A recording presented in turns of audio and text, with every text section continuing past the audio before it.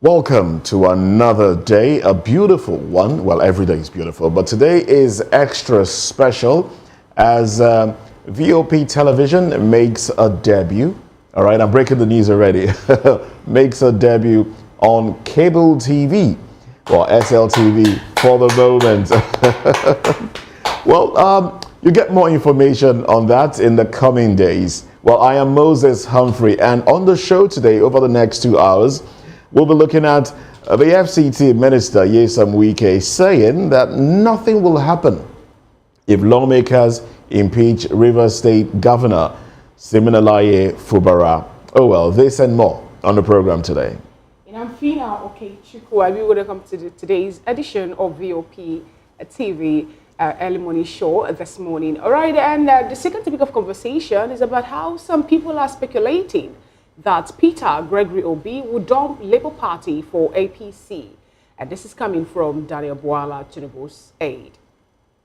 Well, good morning and thanks for joining us. I am Chukwuma Okoro. Now, there's alleged brutalization of a young boy by security operatives in Anambra as it sparks reactions all over the internet. These are the major topics of discussion for this morning. I am Chukwuma Okoro, by the way. Did I say that before? Okay, you just did, actually. You just did. But it's fine. Now, do well to follow us. Check out the website. It's www.vop.ng. Check us out on other social media platforms at VOP TV Live. That's how we appear across social media. But on YouTube, where you're watching from, it's Voice of the People TV. And yes, if you're seeing us on SLTV this morning, welcome on board. This is Voice of the People Television. Now let's get into a few other issues that Nigerians are talking about on trending. President Bola Tinubu has successfully mediated a peaceful resolution to the 2-month-long leadership crisis in the Lagos State House of Assembly. The dispute began on January 13, 2025, when Mudashiru Obasa was ousted as Speaker by the lawmakers who accused him of high-handedness, financial misappropriation, and despotic leadership. Now, following interventions by the All Progressive Congress leadership and also the GAC, Deputy Speaker Mojisola Meranda, who took over as Speaker after Obasa's removal, resigned on March 3. Obasa was then re-elected as Speaker, with Miranda returning to her original position as Deputy Speaker. Well, President Tinubu's mediation led to a truce, with all members agreeing to work with Obasa's leadership, prioritizing the progress and stability of the state. Now, the crux of the matter here is funds, usage of funds. Obasa, the other day, talked about how he intended purchasing vehicles from a certain Dubai dealer with the sum of 7 billion naira. And that was what he had in the pipeline, But the pipeline was busted, unfortunately, by Miranda, as when she took office for the duration of about 40-something days, decided to get vehicles, Toyota Prado SUV 2025 model. My goodness, these lawmakers I enjoyed. I said something to someone yesterday. I said, those enjoying Nigeria's economy right now, let's be honest, politicians and drug dealers. These individuals are, living lavish lifestyle. Well, that's my take. But anyway, this conversation continued as Mudashiru Obasa, the Speaker, decided to drag Miranda, asking that she returns the monies, take the 5 billion naira that was withdrawn from the coffers of the Assembly to purchase 40 vehicles. And, this went on, and then the president had to intervene, and now we are seeing some peace. But my question, however, is what sort of intervention did the president, embark upon? Are we going to sweep these allegations of misappropriation of funds under the rug? Let's not forget, there is an accusation of 17 billion naira hanging on the shoulder of Mudashiru Obasa, allegedly used in purchasing, in fixing the gate. Yeah, that conversation no one is talking about anymore. So it's, shouldn't the president be calling for investigation into some of these monies, taxpayers' monies as it is, that have been used in doing other things? But then again, as I ask, didn't the president buy vehicles for lawmakers when he came into office? Well, what are we talking about here? I guess the Lagos State lawmakers have learned from those ahead of them, and they're following a pattern. Well, God help Nigeria. That's how I'll put pen to paper on this one. That's how I wrap this one up. God help us in Nigeria. I wonder how God is going to come down from heaven to help Nigeria. Yeah, he wouldn't have to come down. No, I don't think God has given us everything we needed for us to push this country forward. Indeed. But the funny thing there is that some people, believe that everything revolves around them. When they talk about a peaceful resolution, and they also mention the president being the person that mediated, for this peace to broker out. One want to ask, what interest is it that the president have in what is happening in other states? We're talking about states that have executive, governors and all that. Remember what happened in River State that led to the crisis or issues that they're having up until today? And now someone is telling me that in Lagos State, where someone is aggrieved over the fact that he's supposed to buy 45 vehicles, instead of 40, there was a report that says that 2 for the wives, 3 for himself. And, no one is talking about that one, like Moses Riley said. And, you're telling me that there's a peace now? Is it that Obasa will not tell Miranda to return the 5 billion naira she withdrew within how many days she spent there as a speaker? Or is it that the people of Lagos State, also sit down and fold their arms while their money is being mismanaged? I tag that mismanagement of phone, I'm sorry to say, with all due respect to the lawmakers. People who have said they are not going to return the cars or the vehicles.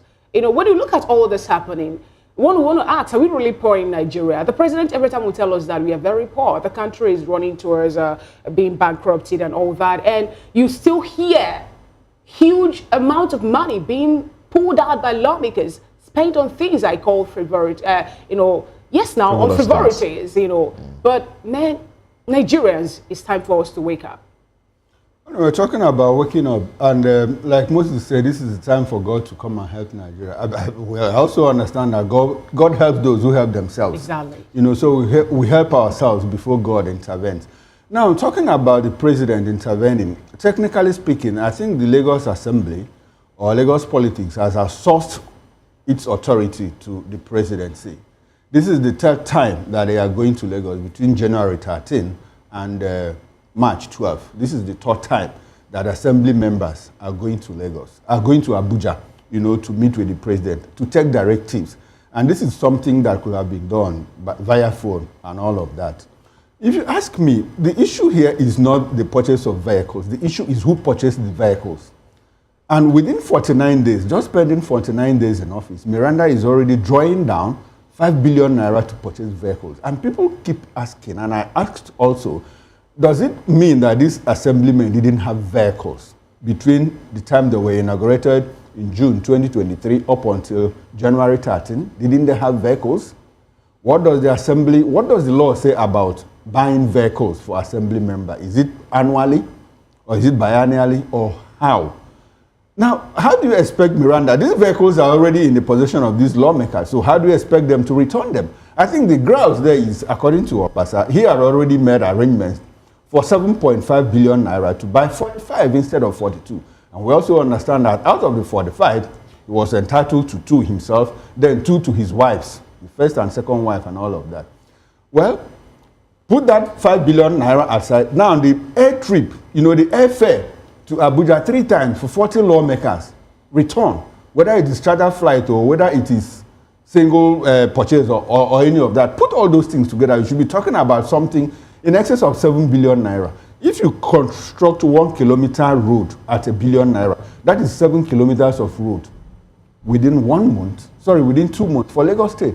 How about health facilities? That money could build, if you put 1 billion naira to build 1 general hospital in 1 local government, at the end of the day, you have 7 general hospitals working for the good people of Lagos. But we don't see all of that happen. Anyway, like they always say, the people deserve a leadership they get, or the people get the leadership they deserve. That's it for me. Let's move away from that, as the Kano State House of Assembly has passed 5 amended bills aimed at creating the office of the Deputy Managing Director, DMD. I mean, Deputy Managing Director in key government agencies. Now, the bills which were approved during the plenary session are designed to enhance continuity and administrative efficiency in the state. Well, the amended bills include the Kano State Agricultural and Rural Development Authority, Kano State Water Resources and Engineering Construction Agency, Kano State Broadcasting Corporation, Kano State Television Corporation, and Kano Printing Press. According to Majority Leader Honorable Lawan Hussaini, the creation of the DMD positions will prevent disruptions in government agencies when the managing directors are absent. This move ensures that agencies can continue to function smoothly, even in the absence of the MD. Well, with the approval of these amended bills, the Kano State government is taking a significant step towards improving its administrative efficiency and ensuring continuity in its key agencies. My summary of all of this is job for the boys.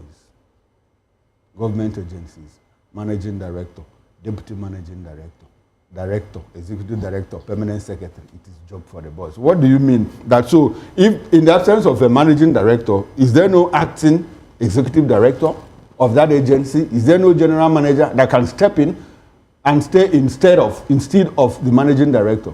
I don't know what else to say. This is job for the boys. That's it for me.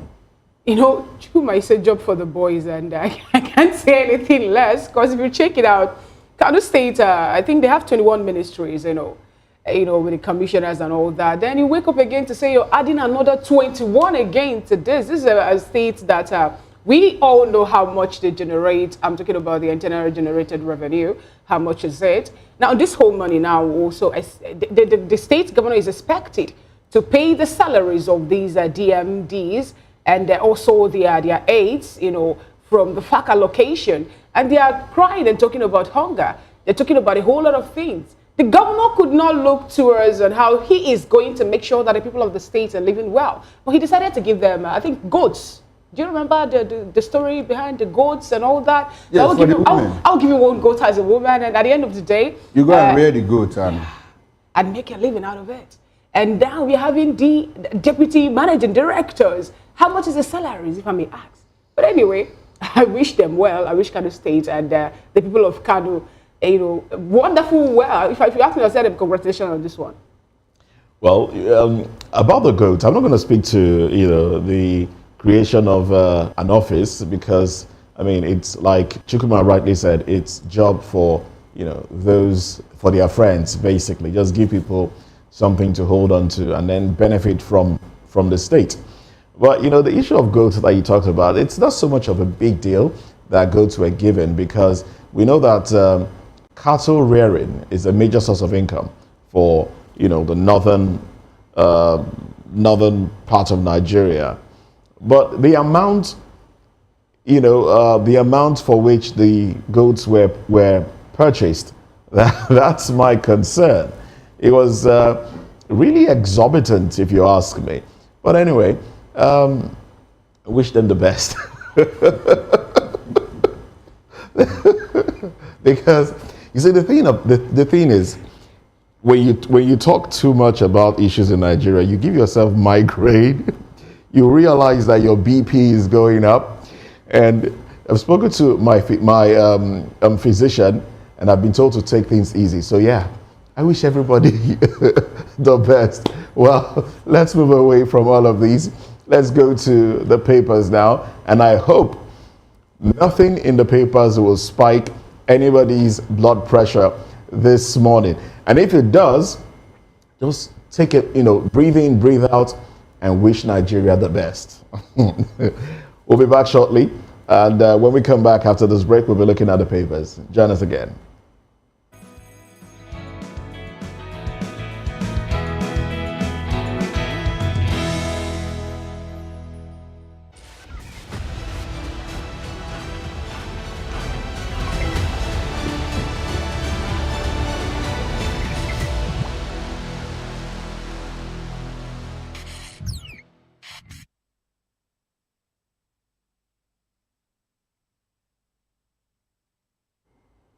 Well, thanks for joining us again. Now let's dive into the papers now, looking at stories that made it to the cover pages of the days, a newspaper review. And I have the Punch newspaper, the Vanguard, Daily Trust, and a few other dailies. Now, from the Vanguard newspaper, let's take these headlines here. The Vanguard has its banner headline, Rivers, Heavens Won't Fall if Fubara's impeached, Wike. And then the riders to that one, blasts governors, says he's insincere, playing to the gallery. Tags Pandef, worst organization to rely on. Notes Fubara's letter to Rivers Assembly, useless, insincere, says Fubara demolished assembly complex, can't visit uninvited.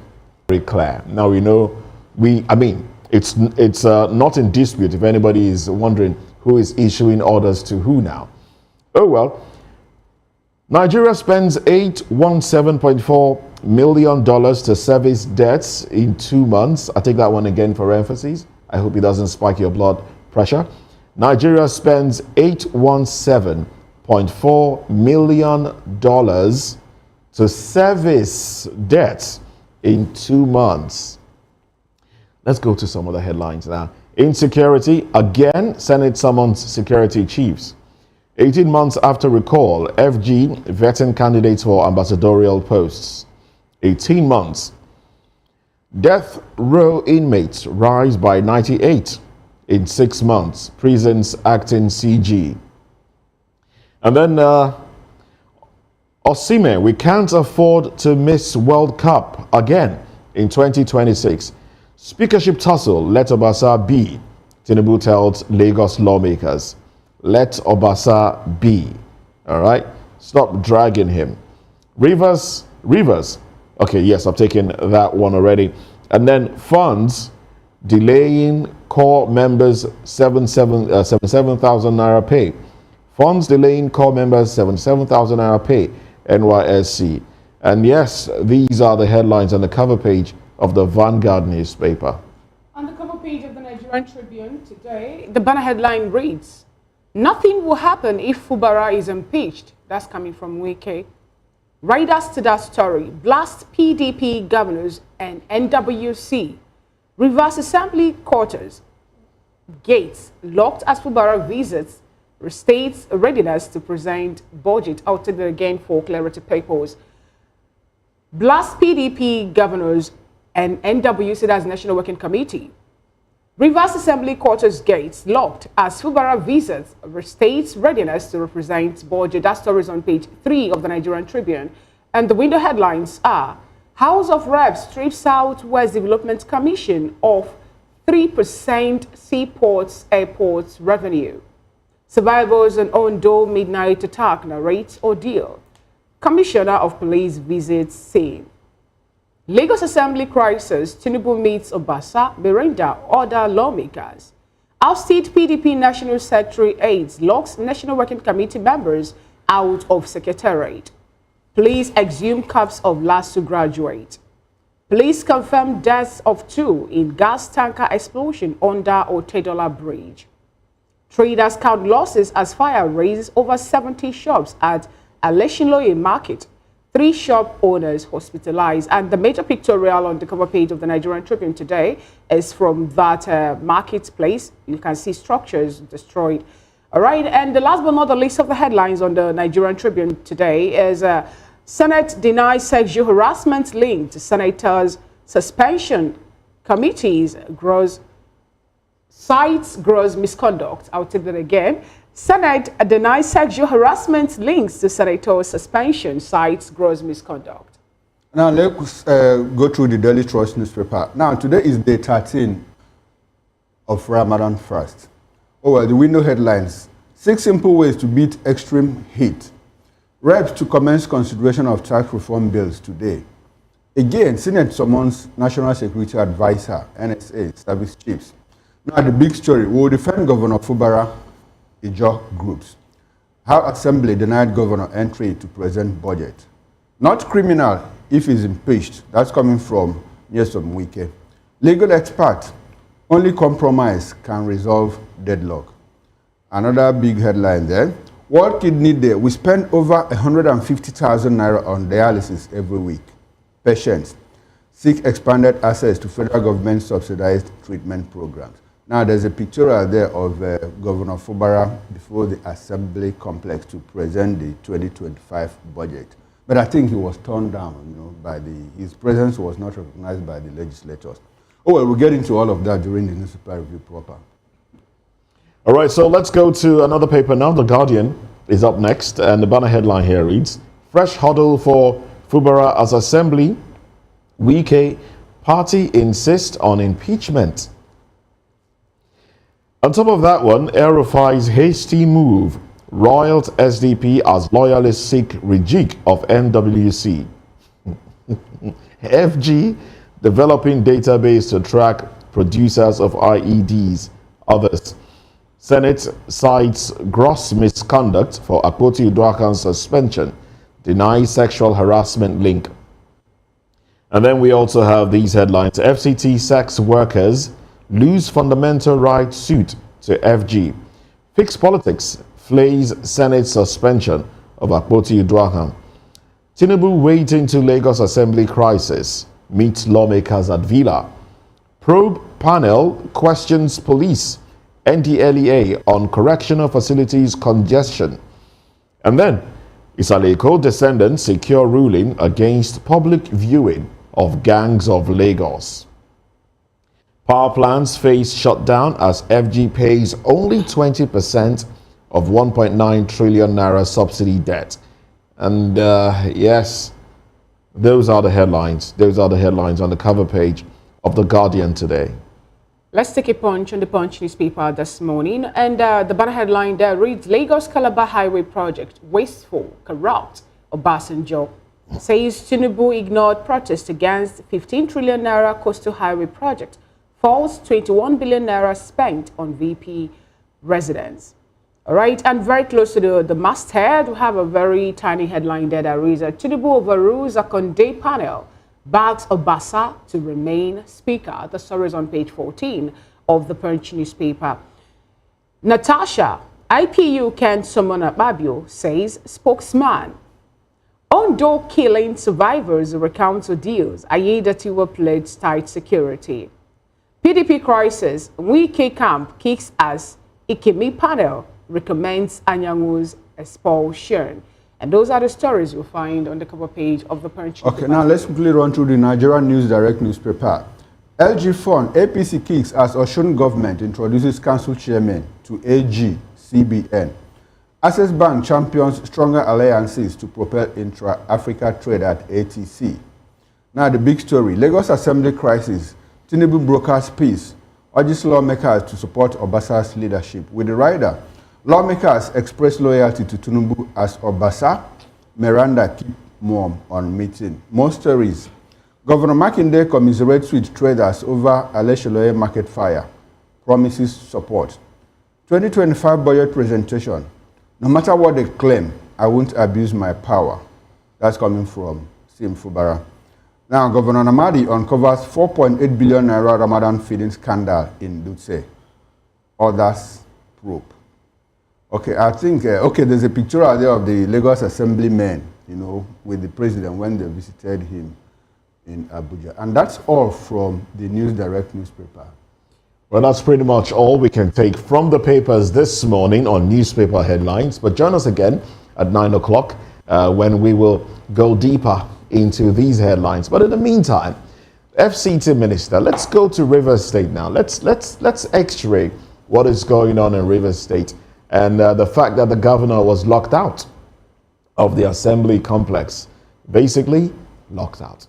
And then I noticed that, well, this is just, on a lighter note, but I noticed that the microphone he had a red, foam on top of it. So I was just asking, has the red biro turned into something else? Oh, well, FCT Minister says nothing will happen if lawmakers impeach Rivers Governor Fubara. Let's talk about this when we come back from this break.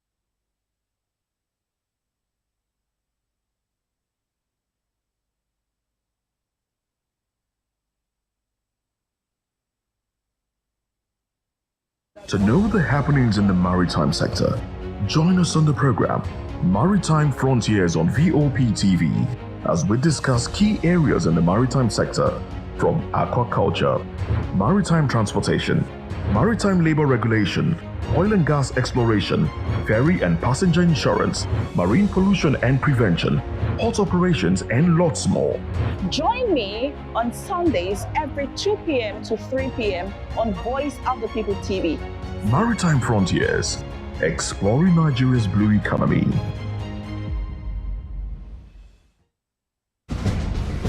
Join us as we drive into the world of politics through insightful interviews with prominent political figures, both serving and former governors, ministers, senators, legislators, party chieftains, activists, and analysts. Get first-hand information into the decision-making processes that affect our daily lives. Highly engaging one-hour program that brings political discourse into focus. I am Chukwuma Okoro.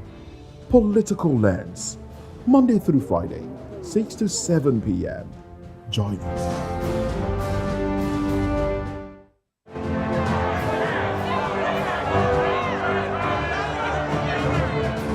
Do you want your voice to be heard? Do you know that you matter in the scheme of things?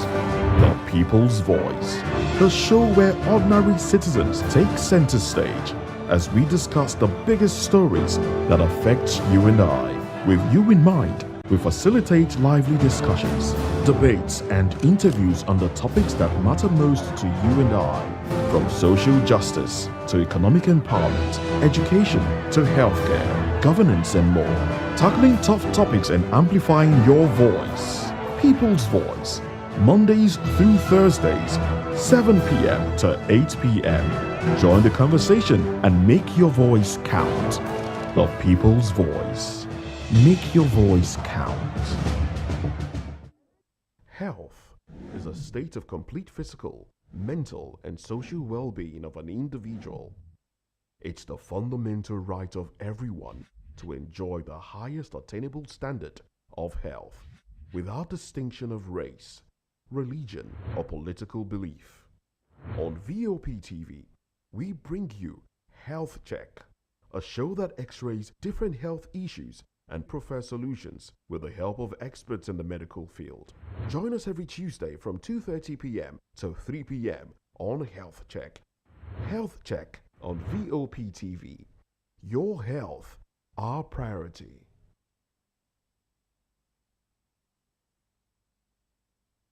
To know the happenings in the maritime sector, join us on the program Maritime Frontiers on VOP TV as we discuss key areas in the maritime sector from aquaculture, maritime transportation, maritime labor regulation, oil and gas exploration, ferry and passenger insurance, marine pollution and prevention, port operations, and lots more. Join me on Sundays every 2 p.m. to 3 p.m. on Voice of the People TV. Maritime Frontiers, exploring Nigeria's blue economy.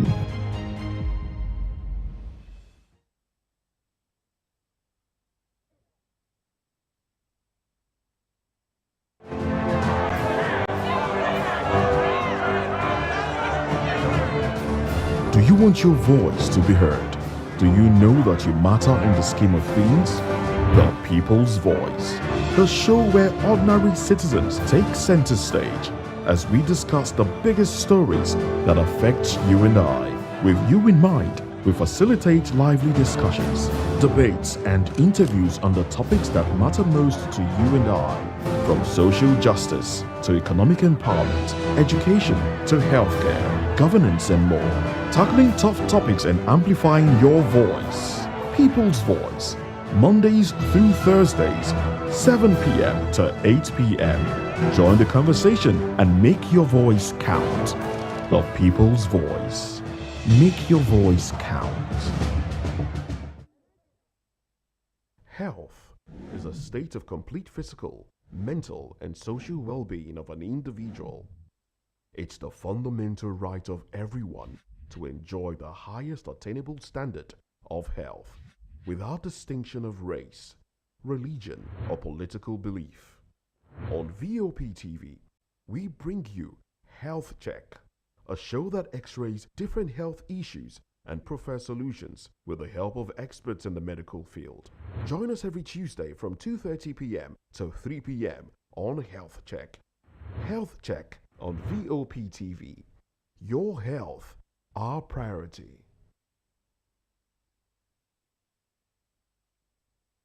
Catch up with the latest topics making the buzz, the stories that take.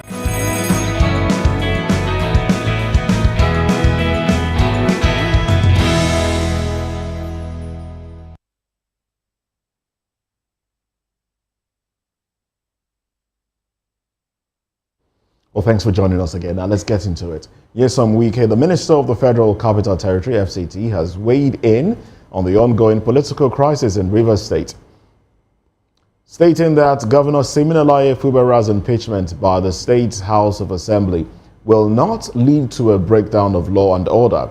Wike emphasized that if Fubara has committed impeachable offenses, such as withholding lawmakers' salaries for months, then he should face the consequences. But Wike's comments come amidst a long-standing feud between him and the governor, Siminalayi Fubara. Now, this feud has divided the state political landscape. The former Rivers State governor has accused Fubara of acting with arrogance, due to his access to state resources, and has criticized his leadership style.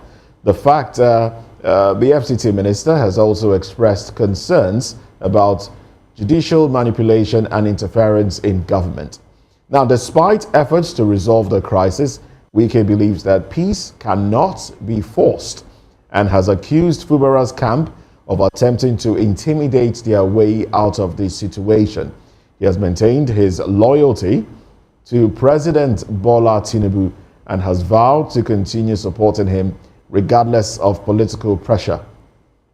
Well, do recall that the Supreme Court recently upheld the judgment of the Federal High Court on the status of 27 Rivers lawmakers loyal to Wike, vindicating their fight against Fubara. The court also blocked the release of funds to Rivers State government, citing the state's disregard for its rulings, asking that the governor represent the budget before funds can be released from the federal allocation to the state. Oh well, we have with us in the studio Dele Fanimo, seasoned reporter, political affairs commentator, VOP analyst. Thank you very much for coming to the program. Good morning. Good morning to you. And right beside him, Dr. Ganiu Oluwashola, managing partner, KJB Professional Services. Good to have you join us today. Good morning. Thank you for having me. And we'll also be visiting our outstations today. We have engineer Fimba Ajegu, who is chairman, Nigerian Institute of Safety Engineers, NICE Safety E, Anambra State Chapter. Also, member, Monitoring and Evaluation Committee of the Anambra State Anti-Corruption Strategy. All right, so ANSACS, well, will also be joining us on the program as we go on. Now, let me start off with Dr. Ganiu. You followed the trend. I wish we can play the video of Wike spitting fire when he held a press conference. You know, he was really vibrating. You could feel it from the screen. But you've seen the videos, and then we've seen the video of the governor himself when he went to visit the lawmakers, and he was locked out, saying that. Well, they said he was not invited. He was, even though he wrote that he would be coming, but he was not invited. And without invitation, the governor of the state cannot visit the assembly complex. What do you foresee in the coming days for the governor? Let's just go straight to it. What do you foresee in the coming days for the governor? Bearing in mind that a certain group came out and said, look, if the governor is impeached, we will destabilize the nation's economy, we will blow up pipelines and all of that. And Wike, the minister of the FCT, has said, look, anybody can blow up pipelines. Violence is not peculiar. It's not peculiar to a certain group of people. Anybody can destabilize the country. So nobody should threaten the president of a nation. Your reaction? So that's a brilliant question, right? But they should not create a precedence because our River State is known for violence and for bad precedents. They should not create another precedent that could that could lead to a lot of chaos and pandemonium, right? We know that if it happened, it's not the first governor to be impeached. Ayodele Fayose has been impeached before in Ekiti State. Peter Obi has been impeached before, right? Joshua Dariye, Peter Obi, when he was governor of Anambra, he was impeached. Joshua Dariye, when he was governor of Plateau, he was impeached. Also, Ladoja, my brother, he was also impeached in Oyo State then.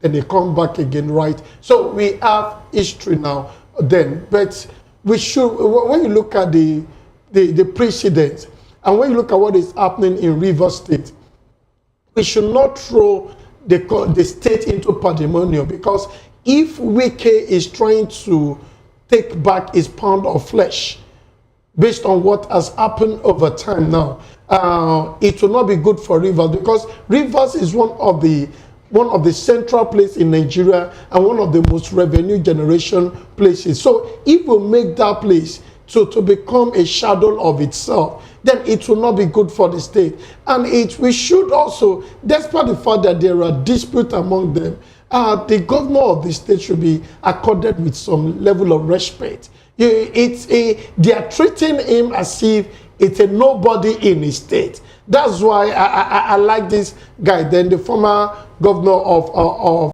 the former governor of Edo State, that he says that it cannot be a governor and not be a governor. Until you act in that capacity, how will a governor approach the nationals? Even if he was not invited, they should accord him that respect and they lock him up, because someone is giving them some kind of comfort and some kind of courage that once you impeach him, you impeach his deputy, you automatically become the governor of the state. And so if they think that that is what is going to play out naturally, and as we speak now, they are already reopening Peter Odili's case and saying that EFCC is free to be, because they know the role he played with helping Fubara. So you could now see that they will now start with haunting each other. And you see that River State has this pedigree. When Peter Odili came on board, then he has issue with his predecessor. When Amechi was around, then Wike came around, and Wike still wants to go around on that kind of issue. And you see, if we actually go through it, the Supreme Court decision is the final. When these 27 people, they came, you see, if they actually have a good lawyer to stand, they came out on the social media and said that we are renouncing this political party. We have moved to APC, right? And this was the platform. And when we have precedent like that, and the courts as rule, and there is this governor coming to say that, okay, let's see how we could work on this amicably. Then you're coming and say that, their past, their allowances and every other thing need to be repaid, and you don't care what happened. That irrespective of if life is lost, this is not the first time. In other words, what he's trying to say is that this is not the first time life is being lost in River State. So does someone that is a patriotic Nigerian be able to say that? Because if there are no people in Rivers, who will you govern over, right? There are citizens there, there are organizations there, there are businesses there. That is why we can talk about revenue. So if you can come up with that kind of statement, that kind of statement is not worthy of someone of his caliber and of a statesman like that. This is not the first time Mr. Wike or the FCT minister, have come up in public to make some statements. The other time he talked about how he's going to set fire, in some states governed by PDP elected governors if they intervene in what is happening in River State. Now, Mr. Delefanimo, you're so conversant with the story. You followed the story thus far to this particular time. Why is it that PDP, the People's Democratic Party, is more on this whole issue? And if, for example, they wake up to say that Similar Ifubara has been impeached, and the person calling for that impeachment, regardless, is a member of People's Democratic Party, what does that speak about this People's Democratic Party as an opposition in this present administration? You see, if PDP is castrated, in fact, PDP is almost on the throes of death. That's why the likes of El-Rufai, Fayemi, Aregbesola, they couldn't find a safe haven in PDP. That's why they are moving to SDP. So that is to tell you that, as a matter of fact, if not for the crisis in Labour Party would have been the next port of call for these people. We have seen it in many instances where PDP could not stand for its own. Look at what happened to Natacha. It took them almost a week after that crisis on the floor of the Senate that they now came up with one tardy statement, as if somewhere they drugged them to sleep with anesthesia. And suddenly they just woke up and they realized that they have to say something. So as far as PDP is concerned, PDP is not in this equation. One, how could you raise the monster? And it has taken you endlessly to rein in that monster. Even if it's just for the sake of record, for the sake of posterity, by now, Wike should have been expelled from PDP and let them damn the consequence. But the man is trotting all about and is not ashamed of saying that, yes, I'm a card-carrying member of PDP, but technically I belong to APC. Threatening them with a suspension, threatening them with expulsion. But the man that is denigrating the party, that is destroying the party from its foundation, you are caressing him. Okay. Indeed. Well, let's quickly take this to Port Harcourt, where Dr. Tokpo Coronation Edward, a lecturer at the Federal University Otoke, Bayelsa State, is standing by. He's also former supervisor for works and transport in Southern Ijaw Local Government Council, former consultant to United Nations Office on Drugs and Crime, former consultant to the Institute for Security Studies in South Africa, and European Union funded insecurity studies in the Niger Delta, and quite a whole lot more. So yes, now, good morning to you. Welcome to the conversation, Dr. Tokpo Edward. Now, I do understand, as a security consultant, how would you assess the state of security in Rivers State? And I do understand that you are there right now. What is the state of security in the state? Do you think that government of Nigeria should call the bluff of these individuals, these people that have said, look, they will blow up pipelines, bearing in mind that Anijo's son also is the one given the contract to secure the pipelines? I'm talking about Tompolo, the head of Tantita.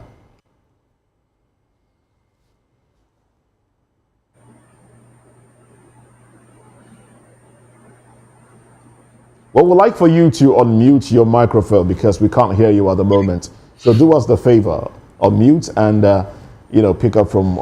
Thank you. Good. Go ahead. Thank you for having me. As we can all feel it, the security situation is tensed. Everybody is now very careful where they go and what they do at any point in time, because the state for insecurity groups cannot be taken for granted. The federal government cannot call the bluff of these militants. In the past, the region had been a volatile, very volatile region, and because of what late President Yaradua did, we have relative peace. In fact, the Niger Delta is one of the most peaceful regions in the country, and so the federal government should do everything to avert any possible breakdown of law and order in Rivers State. Rivers State is like the nerve center of the Niger Delta. And so if there is crisis in Rivers State, it will affect virtually every other state in the Niger Delta. And the jaws, for example, are spread in all the states in the Niger Delta. You go to Cross Rivers, you will see Ijeoma. You go to the Akwa Ibom, you will see Ijeoma in Edo, in Delta, in Bayelsa, in Ondo. And so precipitating crisis in these areas it will be very detrimental to the national economy. And because this is the resource zone of the country, the federal government should intervene, regardless of whether the president had intervened and the needed resolutions were not achieved.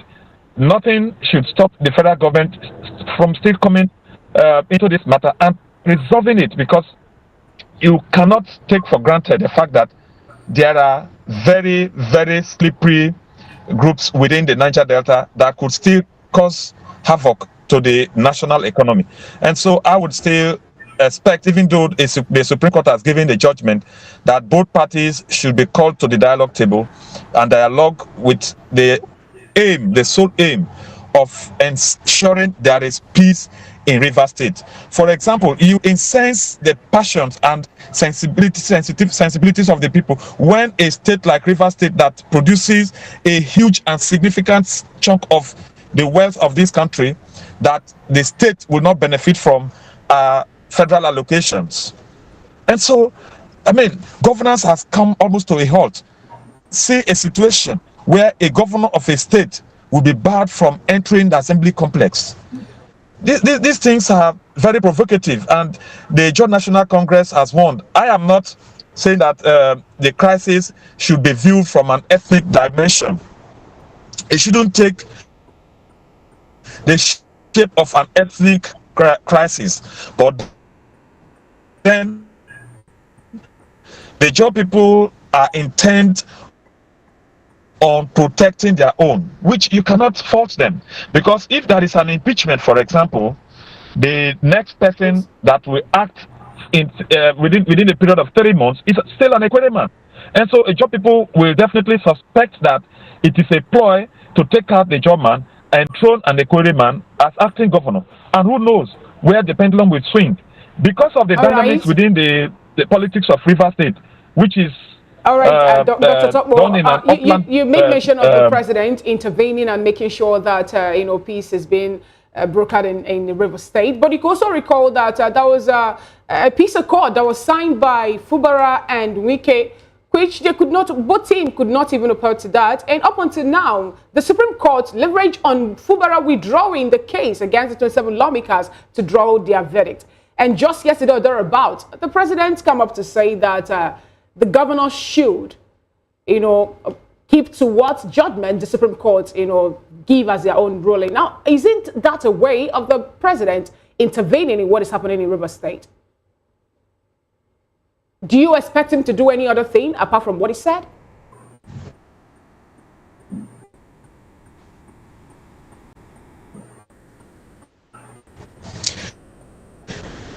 I don't see that as... Yes, I expect him to repeat what he did. Look, the president should understand that Nigeria currently is...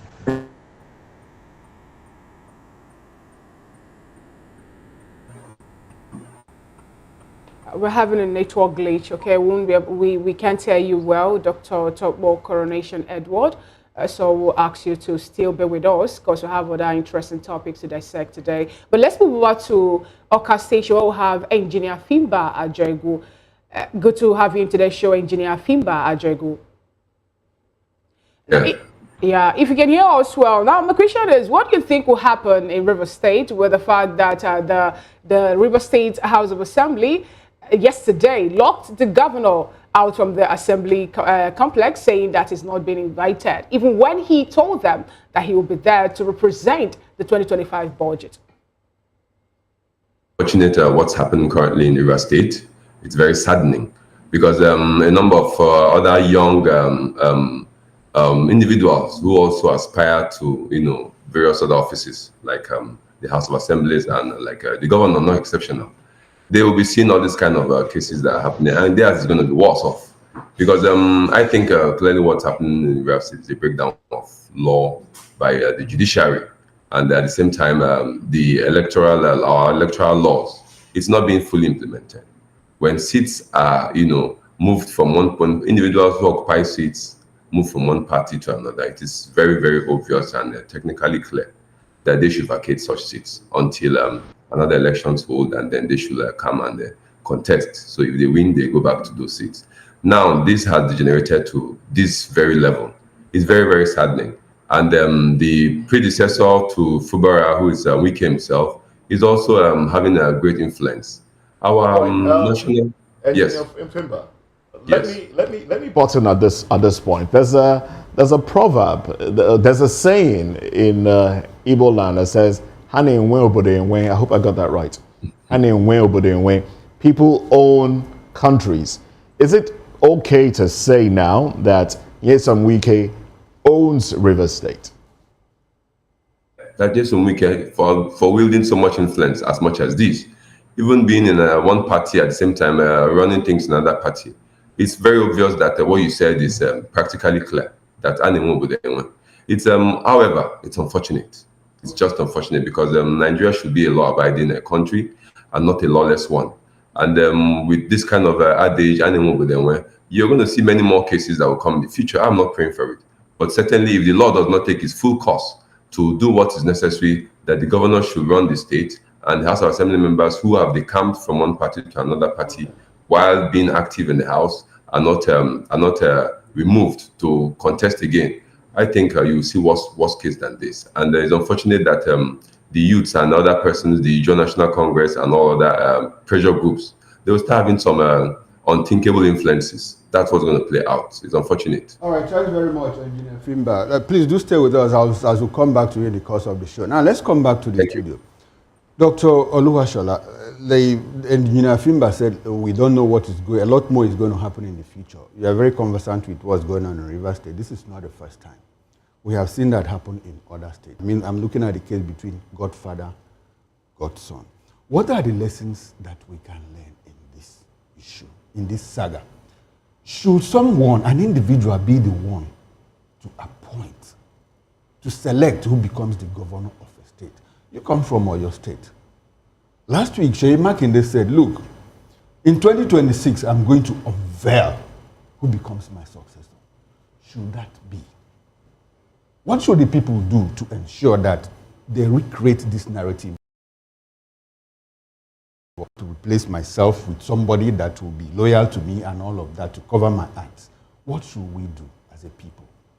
Okay, that's a good question. It's not just in politics. It happened in the industry, right? That's what we call, there's what we call succession plan, okay, right? And says that, in the long run, when you are up there, you look at who can carry on with your ideologies, who buy into what you're doing, right? Who have the idea, who would be biased, who will ensure that things are gone. It now depends on your president. So you see, likes will always sorry, Doctor, permit me to body. In the business line, we understand it could be a private business. I mean, you have the prerogative to decide who succeeds you.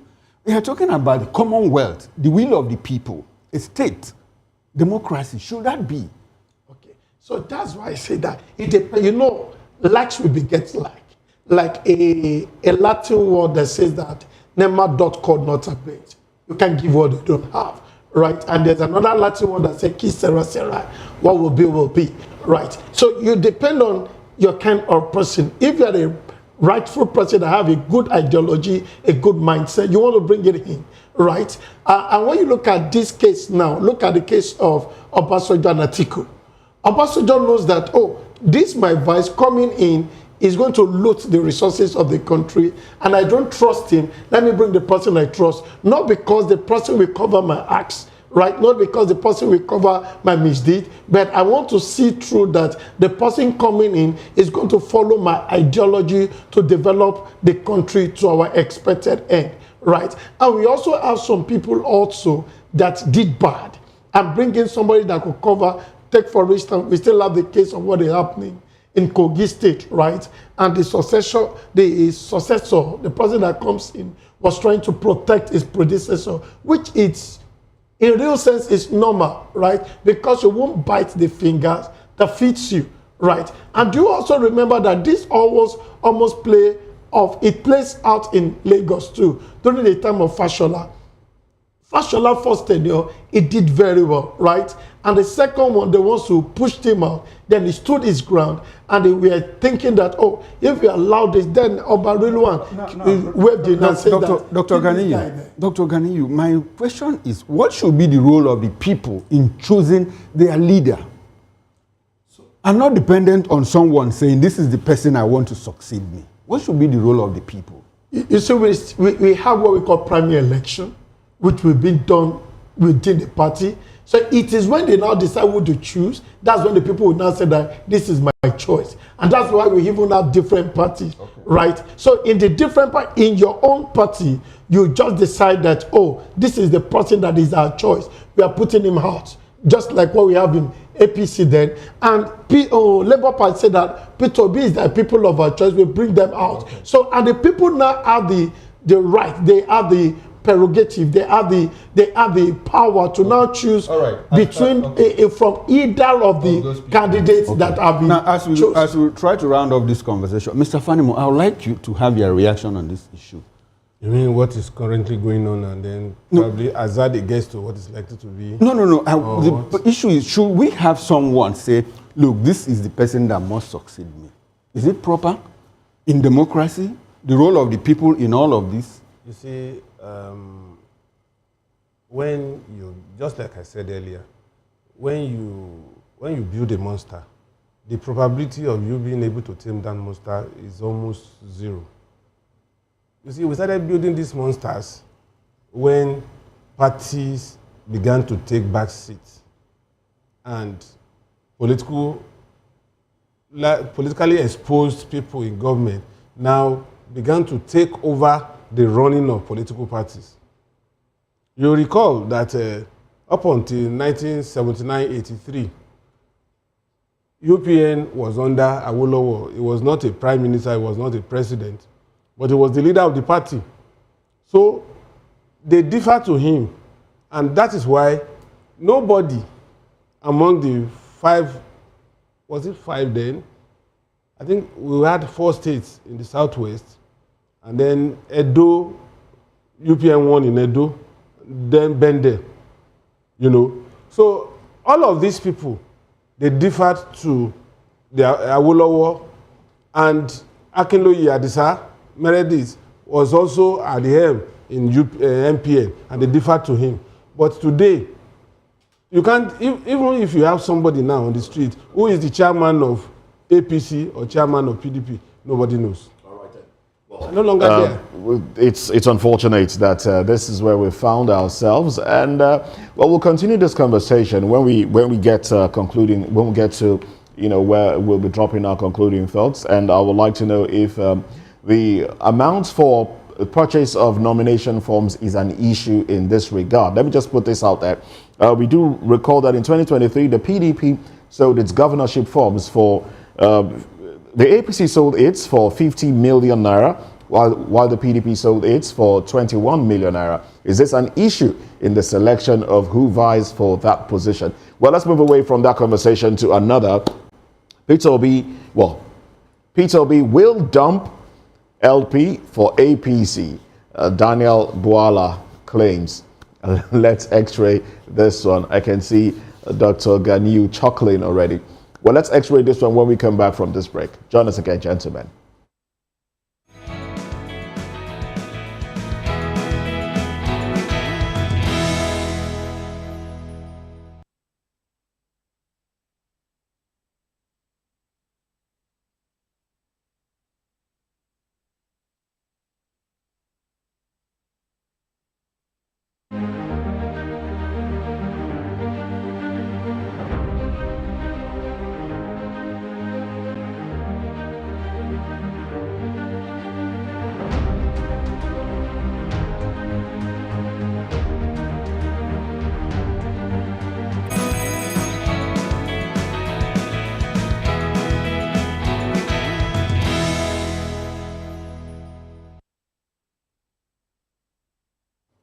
Thanks for staying with us. And if you are just joining us, this is VOP This Morning on Voice of the People Television.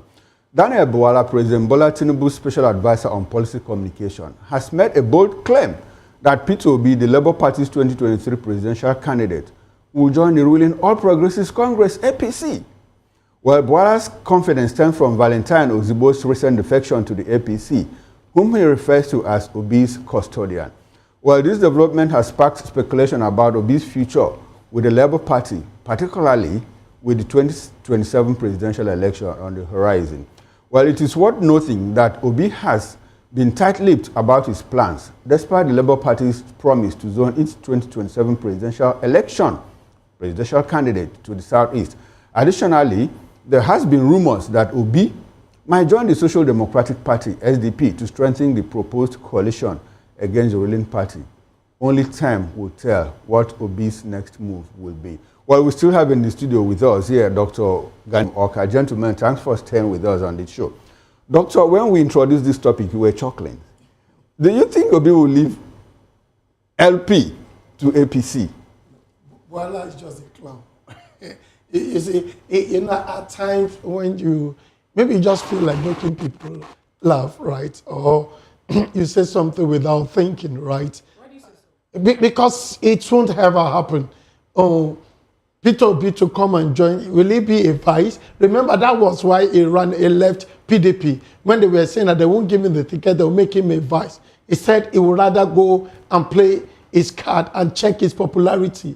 You see, if you know your onions, you'll be ready to make a move by yourself, right? So during the Buhari that happened in the PDP, they were saying that, Atiku should be the president, Obi should be the vice. And he said, no, let me check my popularity. Then he went to Labour Party, and his popularity pays off. Now it becomes the baby of the nation that everybody were talking about, Peter Obi, Peter Obi. So he has built that brand. He has built that brand so much that even any political party are willing to feature him as the presidential election. And that is, Bola Dana was actually talking about the kind of inconsistency in the PDP, because he sees a lot of people clamoring for power, for the seat of power. So he even said that the reason why there was, you just give them a time. A lot of people are moving to SDP. But when it now gets to who will be our president, this is when the whole thing will just move on. So they should mature up and be able to shield their sweat and say that, we need this person who can pull the clouds, who are the people's candidates, who can show up. But for Peter Obi to come to APC to do what? Dr. Oluwashula, let me ask this question. It might sound funny, but let's look at it from this direction. With the North now kicking, against President Tinubu, there's more like mobilizing against Tinubu. And now the South says, look, the only way we can retain this position of presidency, 2027-31, is to look for someone from the South, if they are against Tinubu. Is it possible that Peter Obi could be that person that will go to APC and get the presidential ticket? Is there some kind of possibility to all of that? For 2027, yes. I can give you guarantee that the current president will still vie for the position. Guarantee? Yes, because even Buhari was saying that, or what's the name of this person was saying that, Igbo, still relax. 2027 is not your turn yet. Let him finish his 2 term, right? For APC, they have no person they're featuring, and they only have one candidate for now. I think if the SDP, I don't know their plan, if Peter Obi moved to that place, they might want to do the ticket like this, that Peter Obi and match it with El Rufai and make it a North and him and see how he's going to fly, right? And that is if Atiku is willing to step. And when you look at the strategy that the leading parties playing is to ensure that at each party they were not united. And so, there's this saying that says that, united we stand, divided we fall. So once they discover that there are cankerworms in between the parties, so they could use that as a platform to win 2027 election. How possible is that now, Dr. Gani, given the fact that even the likes of Atiku Abubakar talked about how much was paid to political parties, opposition parties, for them not to be stable. He also, even Erufai made mention of that sometime in Kaduna State, saying that the present administration happens to be the one causing issues or inter-party wrangling in other opposition parties. With a party that have an ideology, how can somebody buy you off to cause issues in your own party? So beautiful. They knew that most of them are political prostitutes, right? They only advance to where they know they will have benefit. And there's something in my line of work, we call it cost-benefit analysis. If the benefit I'm going to get from here outweigh the cost, look at the person that was the spokesman of LPC before, LP, that moved to APC, right? So a lot of rancor is happening there. And you could see now that the reason why most of these people do not have the effrontery to go back to PDP, because they discovered that even the party is more or less becoming the shadow of itself. If PDP actually wants to come up strong, they would have used Natasha's case to be able to speak for her. Because when you look at what happened in US the other time, what happens to Clinton, it's just like the Republicans just take opportunity of it. They take the loophole of what happened and they use this as opportunity to make sure that has no choice than to take a bow. So now PDP, look at, Fubara should have even get a stronger case. Fubara in Rivers State is acting like an orphan. Nobody was that. I won't be surprised tomorrow if Fubara wants to keep his seat and move to APC, because he is just standing alone. So if you talk about having a strong opposition party, you must be able to stand with your candidate, you must be able to speak for them, and you must be able to fight through for them, right? And so that's why you could see that even if, when we talk about this merge and every other thing, none of them is thinking of going to PDP, because they know that Wike is either here or there, right? So they look at a party that is sane, and they are not doing it. You know, this party, the SDP we are talking about, is the party that actually was created by MKO then, right? So they now think that they can swing on the platform of that party and see how they can vote for the next election. All right, thank you very much, Dr. Ganiu. Now let's take this conversation to Port Harcourt, where Dr. Edward is standing by. Yes, okay. Let's take you to, I beg your pardon, let's go to Awka now. Let's go to Awka, where Engineer Fimba Ajegu is standing by. Now, first, I'd like your view on the movement of Peter Obi to an SDP, leaving the Labour Party. First of all, do you think he will leave the Labour Party? And if he will, do you think his destination will be the SDP? Bear in mind that there seemed to be chaos already in the SDP. Let's not forget that Erufai said, look, PDP and Labour Party have been, are being destabilized from within, and the APC has a hand in what is going on in these parties. They have planted people to ensure that these parties are destabilized. And then he moved to the SDP, and we've seen pro-Erufai protesters invading SDP secretariat, asking that the NWC be rejigged, asking that Agunloye step away from the NWC so that the party can be restructured. We also have a situation whereby loyalists of the SDP are saying, look, let's also change this NWC of the party, because why would they allow a man who has been tried by EFCC on fraud allegations to come to the party? How will this impact on, impact on the party's chances in the forthcoming election? Your thoughts on all of this?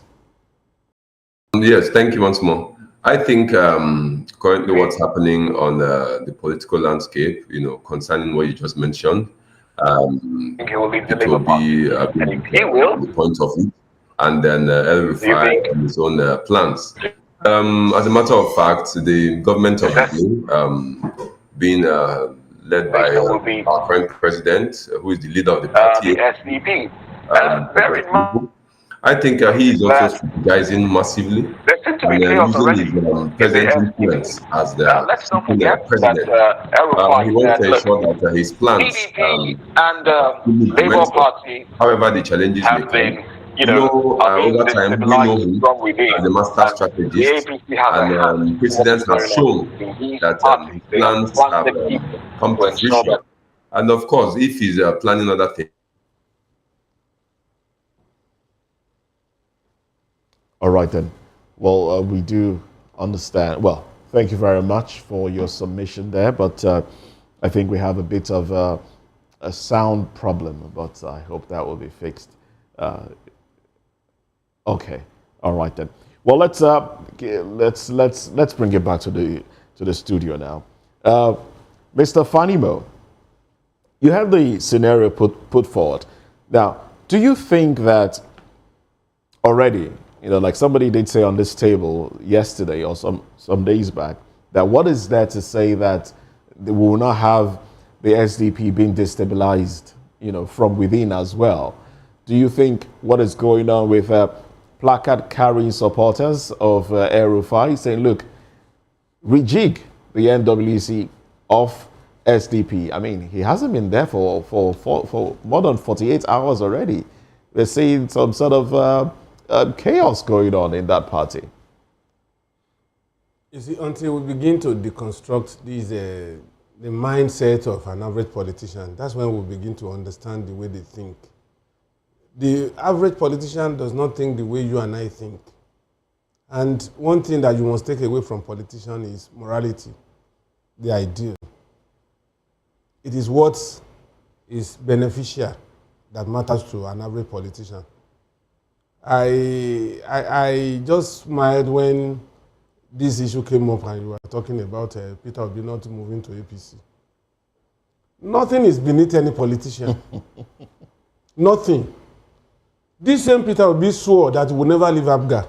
He left. But if he moves to the APC, let me tell you. Will he be contesting elections? Wait, let me tell you. These people, they will never show you the original card until it is too late for you to fight.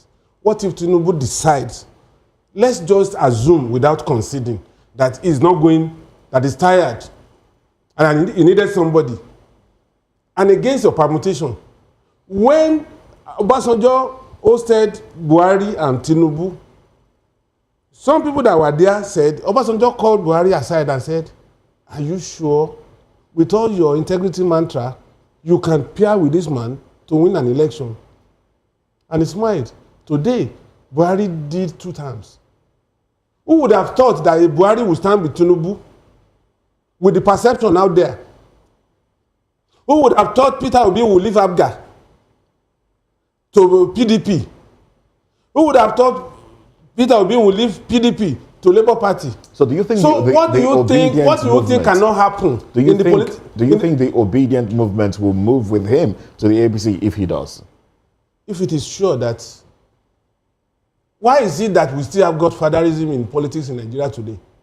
Because Fubara knew that he was going into a cul-de-sac when he agreed to terms raised by Wike.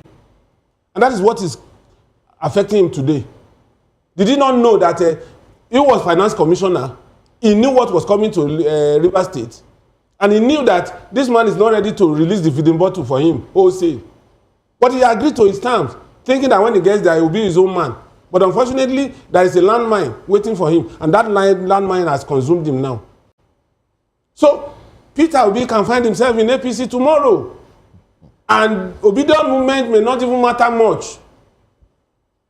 That's the truth. But Peter Obi told Nigerians that if anybody says anything that is going to lead to grabbing of power, that he is not going to be part of that party. Let me tell you. So are you not saying that he can forget about his principles and the ideology he championed for him to where be the is president the principle of Nigeria? there? So he took this principle to PDP. He would have been in PDP and been vice president. When the same PDP was run out of government because they said PDP was corrupt. And he went there. The only party that is clean today, because they didn't get to power, is Labour Party that Peter Obi went to. So if he decides and he knows that he can fulfill his ambition based on agreement, that is going to be fielded in 2027. Why won't he? The important thing is for him to get there. Whichever vehicle you ride to that place, it doesn't matter. Just getting there. And that's the thinking of an average politician. So let's not come and sit there and begin to think that over Peter Obi's dead body that will find himself in APC. Mr. Delefanimo, some Nigerians will also still disagree with you. We could recall Who what are happened. the We could recall Nigerians? what happened after the election.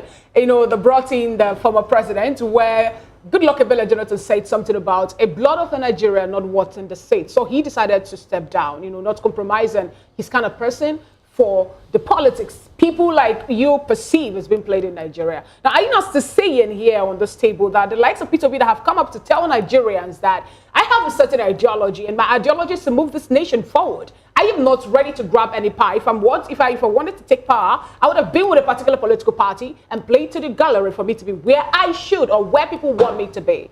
Are you saying that he will kiss all those, you know, ideologies goodbye? Ideology that cannot be realized, is it an ideology? The ideology will remain ideology and the man will leave the center stage. But if he has a way of finding himself at that Aso Rock Villa where he could do it, do you know the enormous power of, I have a book written by a jurist itemizing the strong power given to a president of Nigeria. A president of Nigeria is stronger, has more powers than the president of the United States of America. And if he knows that he can get there through that means, why not? Okay. Thank you so much, Mr. Delefanimo, for your submission. Now let's get to Port Harcourt Station, where we have Dr. Edward standing by. Dr. Edward, what do you make of this statement by all right, we're told that due to technical issues, Port Harcourt studios have not joined us yet. Now let's bring it back to you now, Dr. Ganiu.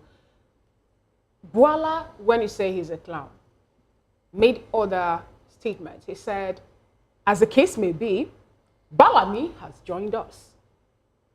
Not just that, Ozibo defected. He has joined us. And we also learned that, I think yesterday or thereabouts, 4 lawmakers in Edo State left for APC. And not just that, we can count how many persons have left their political party to join APC. Recall that Adam Soshomole made a statement that when you're in that party, your sins are forgiven. So are you not still saying that, you know, with the juicy nature of the party, the way it's been presented to Nigerians, that Peter Obi will not want to test, you know, that other part, being with APC? You see, when you are looking at strategy or when you are looking at pedigree, you look at precedents. What make him actually leave PDP? He needed to be featured as the president, right? And they were not ready to give him the ticket. Atiku is ready to go for it. And so when they talk about merger, also coalition, if they are not ready to field him, I don't think he's going to join. So if we now say that because when you look at all the statements we have been hearing from the PA to the government in terms of communication, it has been crystal clear that the Aso Rock seat for APC is not vacant in 2027. That the sitting president is coming again, right, with all indices, right? So when you see other people joining, these are not people that are vying for one position or the other. They're either spokesman, they're either these, they're one of the guys there that joined the communication team of the president, because that is what they do, right? Because they are vying for which party is actually that is actually involved, right, where they can benefit from it. But Peter Obi coming to APC at this time, that's why I say I doubt it, right? We could talk about maybe in future year, but for 2027, I don't think of him switching over. The best person, the SDP will just be trying to come to. Remember, we have Rabbi Kwakwaso. They are trying to form a formidable party because they knew what before them in 2020 in the last election, and saying that PDP is almost clinching the seat. Labour Party is almost clinching the seat. So if we can pull the vote together, just like what happened to the formation of APC. We have the party of Buhari then and the party of Tinubu. They formed it to be able to withstand the PDP so that they could win the seat. Okay. So these are things I think they're trying to claim. Let me stay with you. There's a school of thought that says that clearly, I don't know how we can rationalize this, that despite the public perception that El-Rufai is anti-Tinubu, that they are working, in disagreement. There's a school of thought that thinks that he's actually going to SDP to stop P2B or Atiku from coming to SDP. Now, they say he's going there to stop Atiku because Atiku more like he's losing grip over PDP. And his next port of call, like SDP has become a beautiful bride now. So that Atiku, El-Rufai going there is to stop Atiku. And that Obi as well is about leaving Labour Party to SDP. So that essentially what El-Rufai has gone there to do is to play the role of a spoiler. And we have already started, some people have started seeing that. You have not barely 48 hours, like Moses said, you are already calling for for changes in NWC and all of that. His party card, I don't even know if they have issued him party card and all of that. Restructuring. He's trying to restructure the party from the inception. Do you share the idea of that school of thought that he is still Tinubu's man Friday, going there to do a hatchet job for him? Is there a possibility that that could be true? No, the possibility for that to be true from 0 to 10 could just be 1. Because when you look at the pedigree too, they showed him, permit me to use this word, shaggy. It remains Banza. Yeah. So they come up with a corruption case against him in Kaduna, right? We has not been tried, right? They come up with they try to soil. He tried to put to the public that is a saint, right? There's nothing. So they try to soil it over time, but he's still, they couldn't try him because they've not gotten a way to nip him to the bud. Are you sure they haven't gotten a way to nip him in the bud? Because it's like fluid as water, right? Rufai is as powerful in the north. You don't give it or take it. Remember when Tinubu has issue with Buhari then, he came up and says that, hey, Koto, let this man do it. It was the one that stood for him, right? When there was this issue of CBN, Buhari, of change of currency, he came out and said, I know who you are targeting. It can be so blunt, right? So he also noticed that he said, yeah, they want to make him a minister. The same person that want to make him a minister are the same people that tell the House or the Senate to bounce him out. So he has people in government and outside government. So and one thing is just like there are two people. There are people that, irrespective, like someone will say that a former president, there's nothing you can do for him. He find it difficult to forgive you. So if you say that he's very fluid, he's slippery sort of, and they have not been able to nip him in the bud, doesn't that give the impression too that he could be the president's man Friday at night? It doesn't show that. It doesn't. With all indications. Because if they want to nail him, it's very simple. He has a corruption case hanging over his neck. So it also depends. You know that we have people that they have political influence, right? They have this backing, right? You cannot say you want to nip or nail El-Rufai and Buhari will fold his hand. You know, it's Buhari's guy, right? So irrespective of how you put it, right, he's the kind of guy that is still part of. So you could say that Tinubu also wouldn't want to step on the toe of his predecessor. So we know how this thing played behind them. So they also can display enemy behind, in front of us, and behind they laugh and shake up of tea. Call him Buhari's guy because we saw what happened during the cash crunch, the policy. He spoke against Buhari. He basically campaigned for Tinubu, and we know that Tinubu was not Buhari's first pick for the 2023 elections. Anyway, I see you reacted to that statement. What's your take on it? Nobody is too big for government to deal with. Nobody. Except government decide not to deal with you. In my early days in journalism, I wrote a story against a particular governor. and I ran away thinking that I was out of reach. The day the governor saw me, he invited me to his office, along with the current editor of, Saturday editor of the Tribune, and one other guy, Kayode Kolade. And he showed me pictures of when I was cuddling my daughter. My daughter was just barely 8 months old. And when I exit the house in the morning, and where I think I was hibernating out of reach, he brought my file from DSS office. He just said, young man, that was the day he told me. He said, the difference between government and God is that God can mold something, breathe into it, and that thing becomes animated. But government cannot do it. He said, apart from that, there's nothing government cannot do. So you say, Rufai, and are you of the opinion that the fact that he's not being tried, nothing is beneath a politician. Possibly still working. Nothing is beneath a politician. You need to be amongst them, mingle with them for you to understand the mindset of an average politician.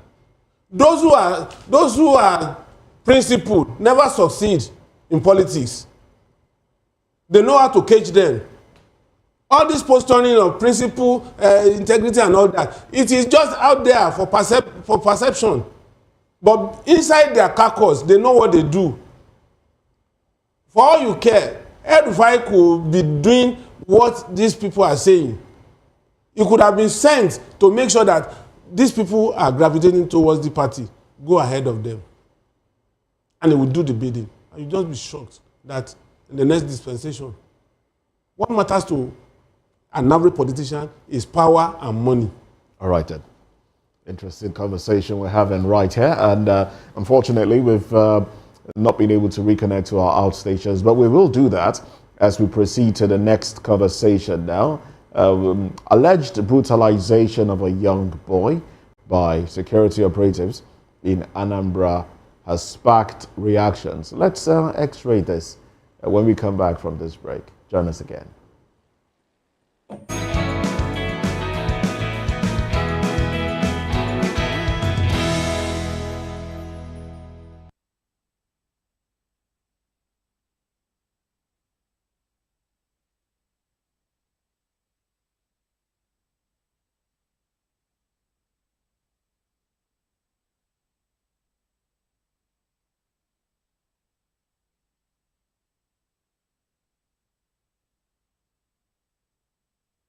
Thank you so much for being part of today's show. A disturbing video has surfaced showing an 11-year-old boy brutally beaten by members of the Anambra State Security Unit, Agune Chamber.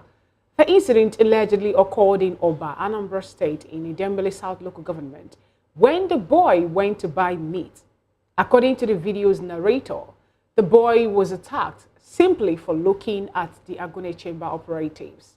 The Anambra State government has responded to the incident, with Commissioner for Information Dr. Law Mefo denying Agune Chamber's involvement in the boy's beating. Mefo stated that the attack couldn't have been carried out by Agune Chamber, especially not for something as trivial as steering. Governor Chukwuma Soludo's Chief Press Secretary, Mr. Christian Abureme, also condemned the attack, emphasizing that Agune Chamber operatives adhere to a strict code of conduct. Despite these denials, the incident has raised concerns about police brutality and the treatment of minors by security forces. The Anambra State government has promised to investigate the incident thoroughly, even as some, indigenes of the state have come up to talk about, extrajudicial killings that have been happening through these operatives. You could recall some time ago when a man, through or via a video made available on social media, was thanking God for saving his life even after the Agune Chamber operatives tagged him an unscrupulous element. Still with us on the studio, we still have Dr. Dele Fanimo, or Mr. Dele Fanimo. No, don't worry, don't worry. I'll go for my doctorate. Right, wonderful, okay. We still have with us in the studio. Don't withdraw that confinement, please. We still have with us in the studio Dr. Dele Fanimo, a seasoned reporter. Thank you very much. And the social and political is a work in progress, Moses. He'll be there very soon. And beside him is Dr. Gani Oluwashola, who he told us is a managing partner, KJB Professional Services. And from our Oka studios, we have Engineer Fimba Adjoego, Chairman, Nigerian Institution of Safety Engineers, and also member Monitoring and Evaluation Committee of Anambra State Anti-Corruption Strategy. He's also a public affairs commentator. Now, let me start off with you now, Mr. or Engineer Fimba Adjoego. Can you help us, tell us what is really happening in Anambra State with these security operatives, the Agone Chamber, their operations all this while, and what really transpired in Oba, Anambra State, where an 11-year-old boy, and the video we saw was kind of brutally beaten, allegedly by Agone Chamber operatives? Yes, thank you very much. I want to say that from that video which I saw, I think practically it's not very clear because it doesn't show the origin of when it happened, whatever the incident may be. But however, Anambra State is not known for brutalization of underage in any form, and not even the security personnel, because far-reaching number of security personnel, they are well trained. They have very fundamental, good pedigree on training with, violence. So such a video we just probably transmitted, and then maybe whoever recorded it gave his or her own interpretation of what she thinks, or probably, I don't know, whatever ends she intends to achieve. But sincerely, I think such, with the little investigations I did, no such case, from the office of the DPO there and the security personnel there. They don't have any of such case. I heard it was even Ebubemba, not even a Agone Chamber. Okay. Now, is there a law against staring at these security agents? Is there any rule that in the establishment of these agents that you cannot look at them? There's no such thing. Everyone has been looking at security agents, and now the reason I ask is that my colleague here, Fina, actually narrated her own experience. I think I should, let her do that right now. Somewhere in Onitsha, and I could recall looking at these people, the way they were in the vehicles, they have white bosses where they're scattered and all that. Some of them also brandish and staring at them. I got a saying, why are you looking at me? Why don't you wind up? What is wrong with you? Are you okay? And this was very recently when she traveled to that part of the country for an event. She was looking at them in their vehicle, and they said, "Look, don't look at us. Wind up and you leave." So I'm concerned. Is there any policy that says don't stare at them? Could that be because that's what the young boy in this video, allegedly beaten by these security agents, was said to have done, staring at them? Yes, like you said, it's just an alleged story. Allegation. Yes, certainly in Anambra State, it's not known for any of such. If you come to Onitsha, I have been to Onitsha several times. It's unfortunate her own case, perhaps, however it may be. I may not know the full details. But there are various personnel who carry out enforcement in Onitsha and environs. And centrally from the security outfit, which was launched, deliberately by Mr. Governor, Professor Charles Chumasoludo, its target is to curb all kinds of menaces on Onitsha and Anambra State entirely.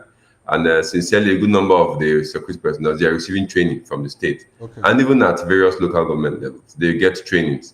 If there has been a case of someone looking at any other individual, it can just be singled out, and maybe you probably out of attraction or out of costume or out of his type of service, then you want to look at him or admire him and all that. All right, Engineer Fimba, let me stay with you. Let's skate around. Let's interrogate the issue of the operational modalities, of Agone Chamber. It's interesting to know, like you said, that they're undergoing training, because initially when they started, there were issues about how they were operating, not doing investigations before arrest, and killing people even before investigation and all of that. Now, a lot of people are also reacting. Some people have said, why is it that the governor, in 3 years that insecurity had enveloped Anambra State, he didn't think about forming a security outfit? Why all of a sudden January, February of 2025, an election year, he is forming this organization, this outfit. And the way that they are coming out to terrorize people, you know, as some people have alleged, does it look like, from what you say, does it look like the thing was just designed, you know, to help the governor get back into office in 2025? How do you react to that allegation by some people, some quarters? You know, there's a school of thought that says, look, this thing is clearly for him to intimidate voters and get back to office in 2025. Sincerely, I will tell you frankly, the governor of Anambra State, Professor Charles Chukwuma, is quite very, very busy in many ways, nationally and internationally. He's collaborating, he's thinking, he's working, he's researching, and also getting to do things properly. Bringing up security outfit at this time, it's irrelevant to say election year or whatever it's that. You see, in making security issues, you must be very thorough about it. It starts from national. You have to have law empowering you. You have to consult at federal, the NSA, the DSS, the army, and the police, at all you have to consult across board so that you can make laws that will be fine-tuned, not just streamlined to addressing security issues within your state. You must at the same time be able to carry up the law from the national down to your state, because if it's not thorough, you're going to get problems with them. All right. And the professor is such that wants to make sure that these things are thoroughly done. So for the past 2 years, I want to assume that he had been working on it and ensuring that the House had also done their own part before the law is coming at this time. So there's nothing wrong for the law coming at this time. All right. And the security outfit in all right. Thank you very much. Thank you very much, Engineer Fimba. Let's bring it to the studio now, Dr. Ganiu. Now, away from this allegation, all right, we haven't been able to prove that, but away from that, there are other issues that have come up. We've seen videos on social media before now where women were harassed for not putting on certain clothing, you know, for not putting on braziers, walking on the road without it. They've been accosted by members of security outfits. We've seen videos that showed some people saying they were falsely accused of being kidnappers, falsely accused of operating a kidnapping ring. But then, after investigations, they were brutalized. And after investigations were carried out, they were released, you know, said to be innocent. Now, would you say, now, the issue of dress code, the state government did say, look, that was not what they were hired to do. But then they would investigate. And we haven't heard any other reports in that regard. Now, Dr. Before, who spoke on the issue of the young boy, also said, look, this is not the case, but if it is, we will investigate. So, with everything going on, what are your thoughts really on these individuals that have been given power? And you know what power does? Absolute power. And some people are saying they're not given ample time to undergo training.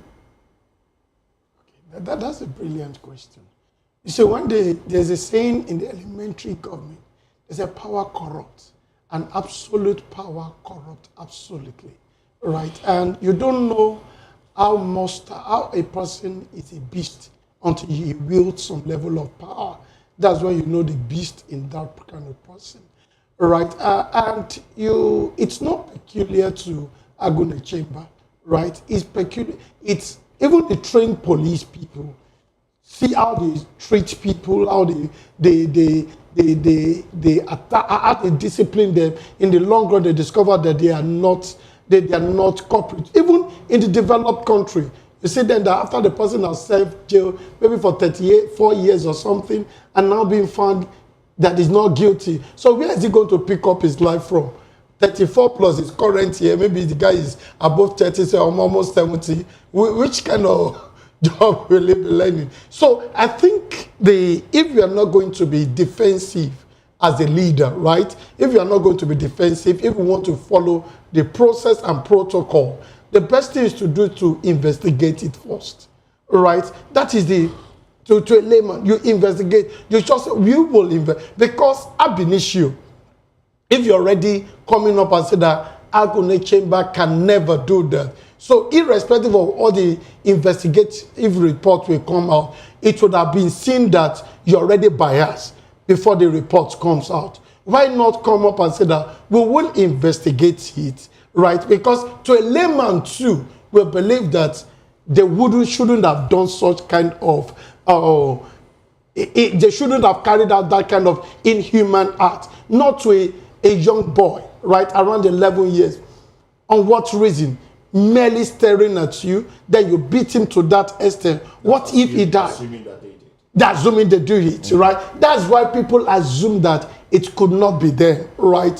When we have a lot of things they could attend to. But I think if our government, the mouthpiece of the government is coming up, the first thing it should have done is in that we will investigate it, right? And put some man, but you can even have some foreman committee to investigate the matter and tell them that the result, anyone found culprit will be disciplined. Oh, they'll be disciplined and they'll be used as a deterrent. Because until you use some people as a deterrent, it is not going to show other people that we shouldn't follow through that route. Right? So if such a thing is happening, then it's going to give the citizen comfort. It's going to give them comfort that, oh, if anything happens, we still have the government that has an open mind and they are going to take care of us. Not ab initio saying that they cannot do that. So even if the reports come up and say that they didn't do that, what will have been an assumption that you've already delivered a verdict before you start carrying out the investigation. All right, then let's come back to let's come back to Mr. Fanimo now. Going back to UI. Mr. Fanimo now. Why do you think there's a pushback? Because there seems to be a pushback from certain individuals regarding the activities of this security outfit, which is there supposedly to uphold law and order, you know, clamp down on kidnappers and the rest, and ensure that there is safety in that region. Why does there seem to be a pushback? Well, there are three ways you look at this. One, it could be as a result of the effectiveness of this security outfit that is deterring those who ordinarily want to commit crime. And so they will find a way of labeling this outfit in a bad light to discourage them from going further, to do what they are meant to do. So what's the other one? Two, the other option is that some of these people, they may not have been profiled well because the man needed a quick fix. So he may not have had the opportunity of profiling them, and some bad eggs find their way into the outfit. And then, you know, personal idiosyncrasies would always show up at some point. And so they would become unruly. But I think the leadership of that security outfit, I'm sure that for Soludo to set up that security outfit, he must have used a high-ranking police officer that is retired or a military man as the head. So that person should do his job. All right then. Now let's quickly go back to Port Harcourt, no, Oka now. Let's go back to Oka where Engineer Fimba is. Engineer Fimba, now let's get your concluding thoughts. Let's take concluding thoughts. You could talk about this conversation and the previous conversations. You have 1 minute, please. Okay. Thank you very much for having me. I want to encourage that as a country who looks forward to a greater progress, you know, our laws need to be properly amended, our electoral laws, and then we see that parties, all political parties across board, they fully abide by our electoral laws. And then I think it will make us a greater society, and the people who view us from the outside will be able to do business confidently with us. And as well, the political young ones who are coming up, you know, to join politics, they can also abide by the laws. Then in terms of security, I think our security personnel, they continue to need attention so that their trainings and their welfare, so they can also have a good understanding of the services which they provide to society wherever they might be. And these are very essential to our society to make us much better. Very, very quickly, let me ask you the same question I asked in the studio here. Do you think there's a pushback from some people against the Agune Chamber security outfit, and why so? Quickly, please. Yes, certainly, you know, in every outfit, you always have one or two hiccups which some people will think that these things are for ulterior motives. You can't run that. You can't rule that away from human thoughts. Even if you think they're for ulterior motives or for personal gains, you definitely have to look much more beyond that. And the objective which it was set for has been to put a law and order in place, in as much as the national security outfit is not doing so much, because most times you get the locals who know the environment, they can function better and they can do the security jobs better. So whoever thinks that these things are for personal gains, I think they should also rethink and then see the objective, the greater goods in the entire. All right, thank you very much. Thank you very much, Engineer Fimba Ajegu. Dr. Gani Oluwashola, your concluding thoughts. Yeah, I will advise the Governor Soludo team, they should investigate what happened. Yeah, we know there's a lot of pushback. Some people don't want Agone Chamber to be on board, especially the IPOB and every other thing. There will always be strategy to be able to discredit them. But good investigation, and if actually someone is found culprit, we should be able to use any one of them as a deterrent, so that it won't be an issue that we engage people to protect the citizen, that they won't actually harm the citizen. That will be against the purpose and the objects clause of their establishment, right? And I also talk to them that they should train. Most of them are not properly trained, and they only assume that this is what to be done. But if you are properly trained, you know what to be done, and you'll be able to carry out your duty in a very good way. All right, then let's have your concluding thoughts, Mr. Yes, Peter Obi is a free man. He has not committed any crime. He has not been convicted. So he has every right to go to any party he wishes, as long as he wants to achieve his aspiration to bail out this country. So for the security outfits, training and more training is needed. All right, thank you very much. Very precise and concise there. Well, big thanks. We've been speaking with Engineer Fimba Ajegu, Chairman, Nigerian Institute of Safety Engineers, Anambra State Chapter. Thank you for coming on the program. We've also had Dr. Tukpo Coronation Edward from Port Harcourt, lecturer at the Federal University, Otoke, Bayelsa State. And right here in the studio with us, we've had Dr. Gani Oluwashola, Managing Partner, KJB Professional Services, and Mr. Dele Fanimo, a seasoned reporter, VOP in-house analyst, public affairs commentator. Thank you very much, gentlemen, for staying with us on the program. Well, that's it on the show. Join us again at 9 o'clock for newspaper review. I am Moses Humphrey. And I'm Fina Okechukwu. Enjoy the rest of your day. I am Chukwuma Okoro. Bye for now. See you at 9 o'clock.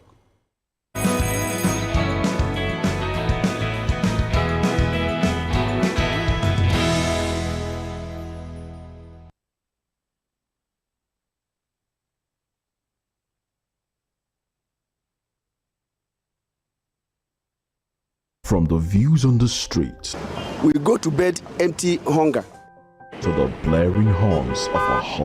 Health is a state of complete physical, mental, and social well-being of an individual. It's the fundamental right of everyone to enjoy the highest attainable standard of health, without distinction of race, religion, or political belief. On VOP TV, we bring you Health Check, a show that x-rays different health issues and provides solutions with the help